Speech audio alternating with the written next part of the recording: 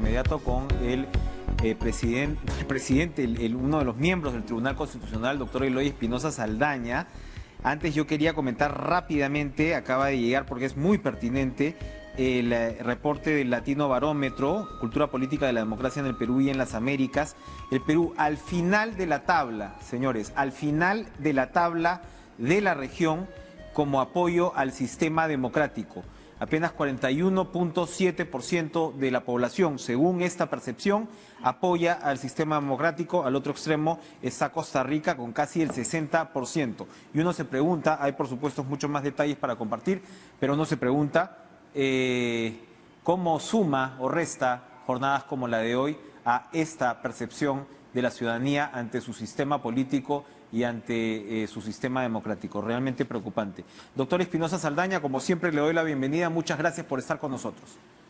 Un placer siempre estar con ustedes, Enrique. No sé si ha escuchado a la ministra Naneira, ha sido muy clara con respecto a la recomendación que ella, como principal abogada del presidente, si se quiere, o asesora jurídica del gobierno, que su despacho lo que recomienda es la presentación para empezar de una demanda competencial ante el Tribunal Constitucional. Según las señales que vienen del Ejecutivo, todo indica que el presidente, que acaba de ser informado por oficio, remitido por el presidente del Congreso, Manuel Merino de Lama, que la sesión para discutir su moción de vacancia será el próximo viernes a las 10 de la mañana, todo indica que esto no está seguro que el presidente vaya a ir o vaya a aceptar esta decisión tomada por el Congreso hoy. Como siempre, usted no va a adelantar ningún tipo de opinión, pero explíquenos, por favor, en qué consistiría la recepción de una demanda competencial como la que ha descrito la doctora Neira. A ver, las dos cosas las explico para que vean que es la buena voluntad. Lo del presidente, el presidente para el 18 puede mandar un abogado, puede ir él o puede ir él con un abogado. Eso es parte del derecho que tiene en la sesión programada. Y con respecto a lo que planteaba Ana, bueno, yo no puedo decir si es el mejor camino, pero lo que puedo comentar es que una demanda competencial primero se plantea, entonces una vez planteada se comunica al Pleno y entonces se designa un magistrado o magistrada para que sea el ponente, entonces y de inmediato se admite, porque hay ciertos requisitos formales para que pueda presentarse una demanda. Esto se hace con mucha rapidez de una sesión para otra.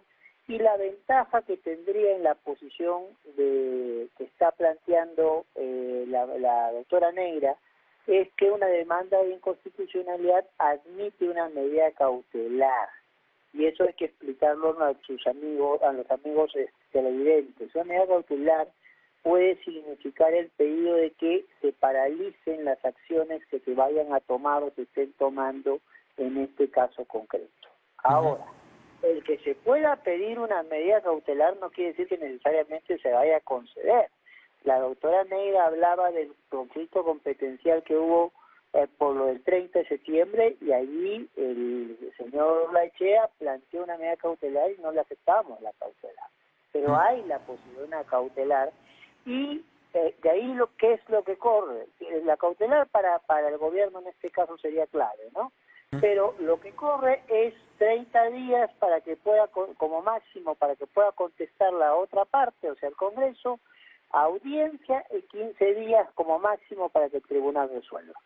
Entonces, ese es el trámite, y que la ventaja frente a una demanda de inconstitucionalidad es que acá hay una medida cautelar y la ventaja frente a un amparo es que esto directamente va al Tribunal Constitucional y no comienza en el Poder Judicial, donde tendría que pasar dos instancias para recién llegar al tribunal. Aclárenos a los legos. A ver, usted acá está mencionando dos términos claves. Uno es esta demanda competencial y otra es la naturaleza cautelar. ¿Estamos hablando de dos recursos distintos o la demanda competencial conlleva ya la naturaleza cautelar que digamos, en un caso hipotético lo que haría es suspender la sesión del viernes mientras se resuelve el fondo de la materia? No son lo mismo, pero pueden ir juntas. Entonces, la demanda competencial sería, si se plantea, un conflicto por menoscabo. ¿Qué quiere decir? yo, presidente, considero que Congreso se está entremetiendo en mis atribuciones o me está dejando sin atribuciones porque considero, estoy hablando no que lo diga yo, sino lo que diría el gobierno, que me están planteando una vacancia irregular. Entonces, y por eso es que planteo la demanda. Ahora, ¿pero qué pasa? Mientras se resuelve la demanda, entonces de repente ya no podemos asegurar el resultado que yo busco con la demanda. Y ahí es donde viene la medida cautelar. La medida cautelar es un mecanismo de protección para que mientras tanto se está discutiendo el caso, no se tome la medida que no, en este supuesto la medida que el gobierno quiere evitar. O sea, el gobierno plantearía un competencial para revertir la decisión y plantearía ese competencial con una cautelar para que mientras no haya una decisión del tribunal no se mueva nada y entre otras cosas tratar de bloquear la discusión del día 18. Y en caso se admita a trámite la competencial, la cautelar podría de alguna manera decir, a ver, señores, paremos esto mientras se resuelve este otro tema. O sea, digamos, admitir la cautelar necesariamente tendría que entrar a trámite la competencial. Claro. Perfecto. Entonces, entra el trámite de la competencial y hay un pronunciamiento sobre la cautelar. Así funciona. Ya. Entonces, ahora, el proceso puede seguir después sin cautelar, pero creo que eso no es lo que precisamente está buscando la doctora Neira y su defendido, ¿no? No, claramente, según las señales, como le decía a los televidentes que nos están llegando, no está claro que el presidente considere estar yendo él o su abogado el próximo viernes. Pero la misma, lo que buscaría la cautelar, entiendo, es suspender la misma audiencia del 18. Eso es lo que entiendo. Y en términos de cronograma, ¿una semana daría el plazo para que se resuelva hacia un lado o hacia el otro, por lo menos el tema de la cautelar? Yo creo que sí, porque la importancia que tiene el asunto para el país habría que darle la prioridad. Ahora, tiene que tener mucho cuidado quien presenta la demanda de cumplir con todos los recaudos, porque a veces los casos importantes se nos caen por los detalles tontos. Lógico. Entonces, ahí ya es responsabilidad del Ministerio de Justicia y de quienes contrate para ver este tema, tener pues todos los recaudos correspondientes, tanto en la demanda como en el pedido cautelar. Doctor Espinosa Saldaña, para ir redondeando, y como siempre, usted no va a adelantar ningún tipo de opinión, pero usted es profesor, por supuesto, de Derecho Constitucional.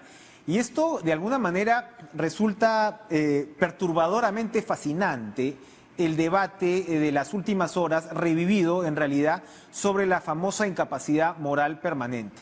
Porque yo puedo contar, así nomás sin ser abogado, por lo menos 3 o 4 posiciones.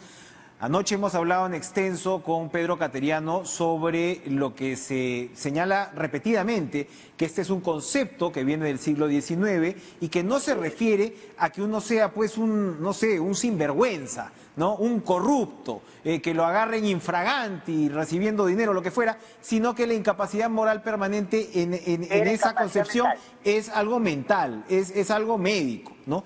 Pero por el otro lado, la doctora Neira acaba de referirse, por ejemplo, a una tesis también en la cual sí se ve la incapacidad moral permanente como, digamos, como lo que suena ahora, ¿no? O sea, un problema moral de fondo, pero tiene que ser absolutamente incendiario, ¿no? Infraganti, terrible. A ver, te cuento la historia. ¿De qué hablamos ahí? Porque Ana Neira ha hecho referencia a una tesis de Abraham García, un destacado profesor de Derecho Constitucional que yo asesoré.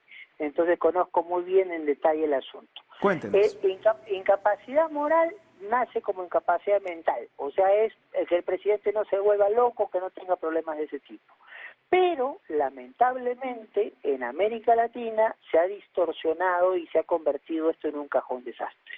Y en el Perú tenemos 2 experiencias al respecto. La experiencia Fujimori, presenta la renuncia y no se le acepta la renuncia y se le declara vacancia por incapacidad moral. Y la segunda experiencia es la experiencia Kuczynski. Entonces, donde había la presunción de comisión de delitos, pero como no estaban dentro de los delitos que permiten juzgamiento automático del presidente, que son los del 117 de la Constitución, intentó llevarse el asunto por incapacidad moral. Bueno, terminó con el presidente renunciando.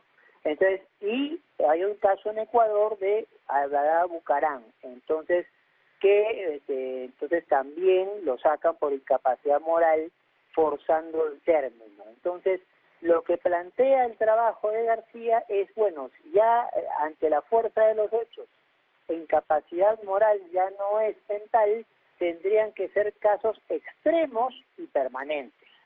O sea, tendrían que ser situaciones de violación drástica de derechos y con una lógica de permanencia. Yo preferiría para eso una reforma constitucional que lo diga con claridad, porque creo que las causales de una restricción de derechos, y la vacancia lo es, entonces deben entenderse en materia restrictiva, pero ese es el planteamiento del profesor García, con lo cual tuvo una tesis sobresaliente, que yo fui su director, y es el planteamiento que Ana Neira está, por si acaso, cuidándose y planteándolo como una eventualidad de lo que puede ser la argumentación el día 18 y desde antes, ¿no? Entonces, el presidente ha cometido un comportamiento irregular, inaceptable, y que por esto le plantea, pero ¿es un comportamiento de tal gravedad como para quitarle el cargo, o no sería mejor esperar al 29 de julio,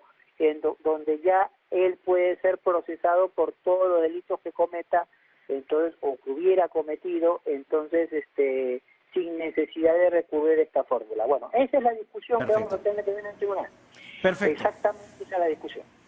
Súper interesante, doctor Eloy Espinosa Saldaña, porque finalmente de eso hablamos. Gracias por estar con nosotros esta noche. Ojalá nos podamos reencontrar pronto, porque precisamente de eso se habla, pues, en circunstancias como esta. Si tienes un régimen presidencial donde las causales de vacancia son tan específicas y tan acotadas, y lo que haces es abrir una rendija, o sea, tu edificio constitucional tiene una tremenda rajadura por la cual puede entrar cualquier cosa, que se llama incapacidad moral permanente. Entonces, ¿de qué estamos hablando a nivel de derecho? Bueno, así están las cosas. Vamos a